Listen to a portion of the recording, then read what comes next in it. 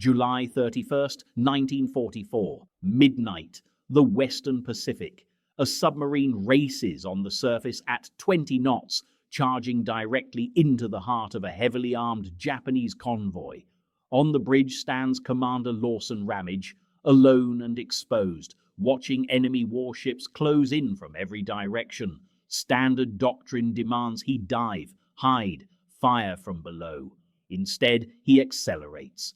By the summer of 1944, American submarines were strangling the Empire of Japan. The island nation depended entirely on maritime supply lines, shipping oil, iron and raw materials from occupied Southeast Asia through narrow channels near Taiwan. US submarines had already destroyed 56% of Japan's merchant fleet, but the cost was staggering. February 29th, USS Trout sunk. April 18th, USS Gudgeon lost with all hands. July 4th, USS 28 disappeared. July 26th, USS Robalo destroyed just 5 days before Ramage's patrol. The standard playbook was failing. Fire from deep, stay safe, hope your torpedoes function. American torpedoes had been notoriously unreliable, bouncing off hulls or exploding prematurely. To guarantee a kill, submariners had to close the range, dangerously close, and when they surfaced, Japanese escorts were waiting. Commander Lawson Patterson Ramage had witnessed the devastation firsthand. December 7th, 1941, Pearl Harbor. Ramage was stationed on staff when the Japanese struck. He watched the harbor burn, saw friends die, felt the shock of unpreparedness. That morning forged something unshakable in him. Aggression wins wars, not caution. By 1944, he had already earned 2 Navy Crosses commanding the USS Trout, the same Trout that went down in February. He understood intimately what happened to commanders who played it safe. In June, he took command of a new vessel, the USS Parche, a Balao-class submarine, stronger hull, superior performance, built for long Pacific patrols. And Ramage had a radical theory about how to use it. The problem was physics. Underwater, the Parche crawled at 9 knots, a sitting target for depth charges. On the surface, she could sprint at 20 knots, fast enough to dodge, weave, reposition between shots. But surface attacks meant exposure, gunfire, ramming attempts. It seemed risky, unless speed and chaos could be weaponized. July 31st. The Parche was hunting as part of a wolf pack alongside 2 other submarines, Hammerhead and Steelhead. Coordinated attacks, German-style tactics, but coordination was taking too long. Ramage later recalled his mounting frustration. He kept insisting they contact Steelhead, demanding to know what was causing the delay. The convoy was slipping away. Another night, another missed opportunity. He made his decision. Break formation. Go in alone. On the surface. Standard doctrine was explicit. If caught in dangerous waters, minimize surface exposure. Air and surface forces hold the advantage in detection. But Ramage knew 1944 wasn't 1942 anymore. American radar was superior. Japanese anti-submarine warfare had proven fundamentally inadequate. They had never fully adopted effective convoy tactics, prioritizing circulation efficiency over protection. And the evidence was undeniable. The greatest damage to Japanese shipping was coming from surface attacks at night. As the Parche approached the convoy at flank speed, Ramage stood on the bridge, scanning the darkness. He later described his calculus. Nobody could see them except for the rooster tail they were throwing, cutting through the water at 20 knots. Then the shooting started. When they began shooting right down our wake, he recalled, it began to get a little bit hot. Too late to turn back. The Parche breached the escort screen at full speed, penetrating boldly into the formation. Ramage's gamble was working. The escorts were confused, hesitant to fire into their own convoy for fear of hitting friendly vessels. But now came the test. 46 minutes of continuous combat, at point-blank range, in the dark. The clock started at midnight. Ramage ordered the first salvo, a stern shot at the lead tanker while still charging forward. The torpedo struck true. The Koei Maru, a 10,000-ton tanker, erupted in flames. No time to celebrate.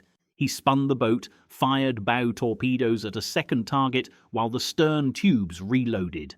Another hit. The Manko Maru transport began listing heavily. Suddenly, flares burst overhead. The Parche was fully exposed, illuminated like a stage. Shell fire erupted from every direction. Escorts finally realizing a submarine was inside the convoy. Ramage's Medal of Honor citation captures the moment precisely. Exposed by the light of bursting flares and bravely defiant of terrific shell fire passing close overhead. Shells were landing close, fragments screaming past the bridge. Ramage made a decision that would define his legend. He ordered every man below deck, every man except himself. Alone on the bridge, he continued directing the attack, reloading, firing, maneuvering, remaining exposed so his crew would be protected. Then, through the chaos, a shout from below. "Captain, we are going to be rammed." A large Japanese transport, moving fast, was bearing down on them, bow on. Deliberate collision course, seconds to impact.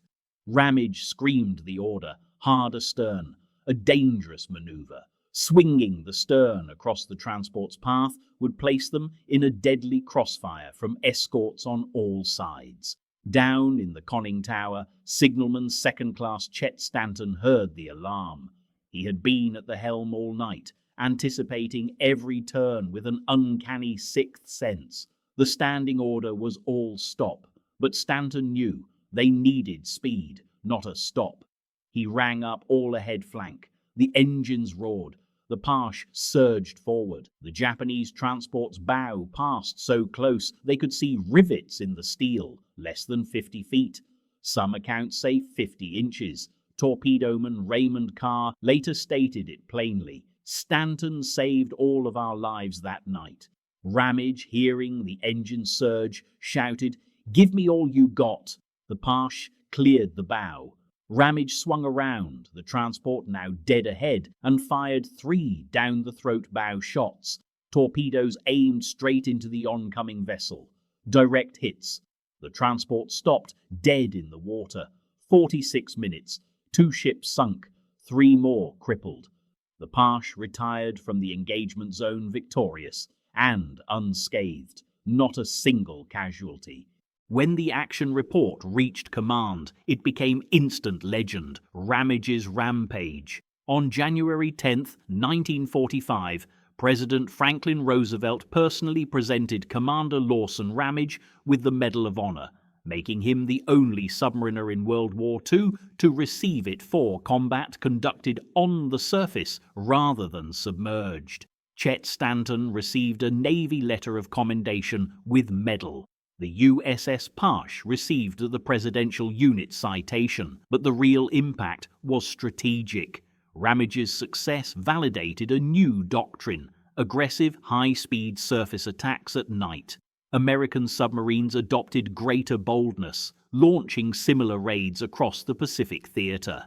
In the final year of the war, Japanese shipping losses skyrocketed. The Empire's economy collapsed under the weight of severed supply lines. Ramage's Rampage had proven a fundamental truth.